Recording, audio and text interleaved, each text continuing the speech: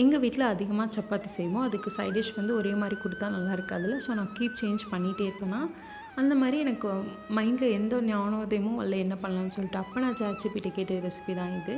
அதுக்கு ஒரு கடாயில் ஆயில் போட்டுட்டு 2 பெரிய வெங்காயத்தை குட்டி குட்டியாக சாப் பண்ணி ஆட் பண்ணிக்கோங்க. அது கூட ஒரு பச்சை மிளகா, தேவையான அளவுக்கு இஞ்சி பூண்டு விழுது ஆட் பண்ணி ராஸ்மல் போனதுக்கப்புறம் தனியாத்தூள், கரம் மசாலா, மிளகாத்தூள் இதையும் ஆட் பண்ணி அதோட ராஸ்மல் போனதுக்கப்புறம் 2 தக்காளியை நல்லா ஃபைனாக அரைச்சி அதையும் ஆட் பண்ணிக்கோங்க.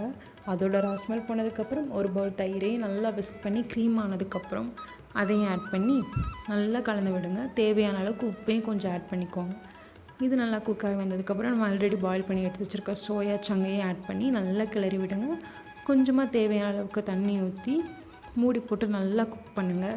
நம்ம ஊற்றின எண்ணெய் எல்லாம் பிரிஞ்சு வந்ததுக்கப்புறமா ஃபைனலி கொஞ்சமாக கசூரி மேத்தி அண்ட் கொத்தமல்லி தூவினிங்கன்னா சூப்பரான ரெசிபி ரெடி ஆகிடும். கண்டிப்பாக ட்ரை பண்ணி பாருங்கள். நாளைக்கு ஒரு வீடியோவில் பார்க்கலாம்.